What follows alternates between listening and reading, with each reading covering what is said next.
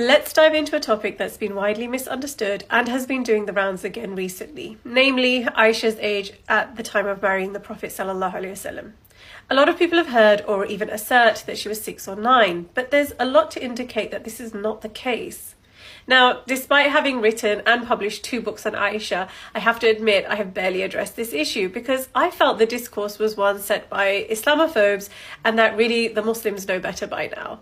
However, when you look at statistics on child marriage in the world today and some of the horrific opinions currently being expressed by certain folk on social media, I realise this issue still needs tackling head on. And we can tackle this in a number of ways, so let's start with the hadith. So you've probably heard that Sahih al-Bukhari has a few reports saying Aisha was 6 years old at marriage and 9 years old at consummation. But here's where it gets interesting.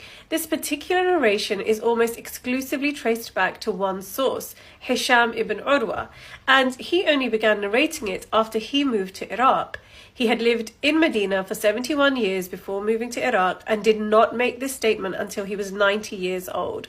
Not only did his memory reportedly decline in Iraq, but Medinan scholars who knew Hisham earlier didn't report this version of Aisha's age. Even Imam Malik, who was a peer of Hashim's when he lived in Medina and one of the most rigorous early scholars, does not have such a narration in his own work Al-Muwatta. So that raises some serious questions about its reliability. Additionally, later scholars like Ibn Hajar and Al-Dhahabi also noted that Hisham's reports from Iraq had issues with reliability due to loss of memory and confusion in his old age, so the source of this narration doesn't have the weight that we might think. Similar hadith also recorded in Bukhari are narrated by men who were similarly reliable narrators who became unreliable in their later years. For example, Ali ibn Mushir al-Kufi. In short, all narrations about Aisha's age in Sahih al-Bukhari come from Iraq, and most narrators involved were considered mudallisin, meaning they engaged in tadlis, obscuring the source of narration by traditionists' own standards.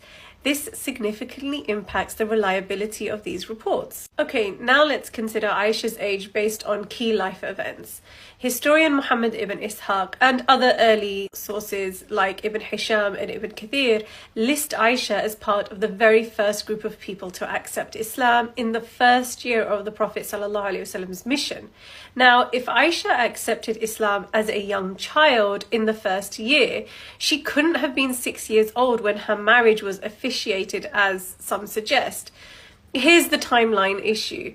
The Prophet ﷺ stayed in Mecca for 13 years after his mission began. Then another year and a half passed after the hijrah, after the migration to Medina, before his marriage with Aisha. So if she joined Islam at the very start, and to do so, she needs to have had the sense to know she was converting to a new faith. In other words, she couldn't have been too young in the first place.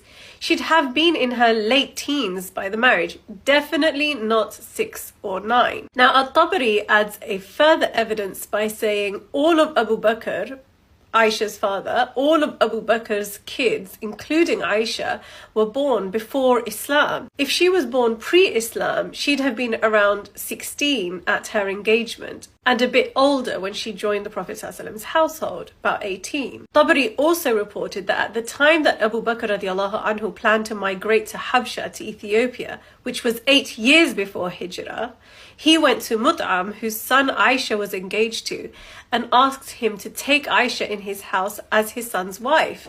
But Mut'am refused because Abu Bakr had embraced Islam and his family had not, and so they broke off the engagement.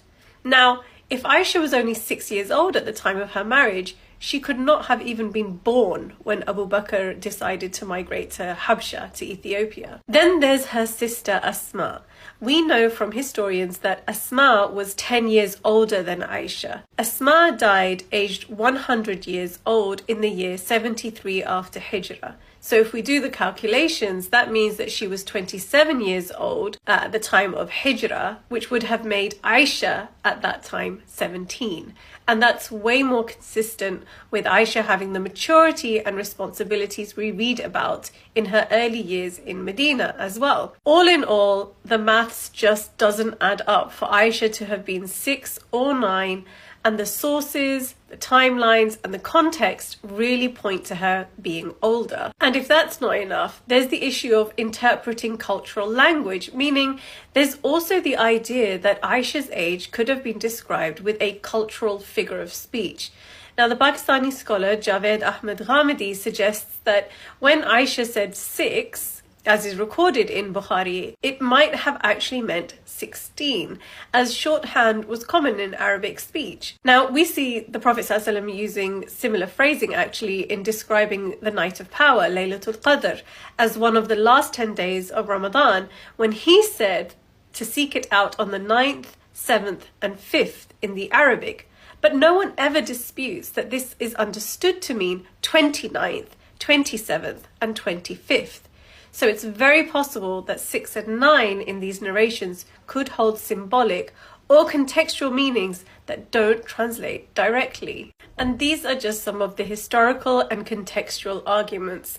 The discussion around Aisha's age isn't just about numbers, it's about understanding Islamic values of consent, maturity, and compassion in marriage. We have a moral obligation to reinvestigate claims like these when ignoring them means there are people in the world who will continue to cite Aisha's age to justify child marriage or argue some sort of cultural relativism on what constitutes a child in Islam.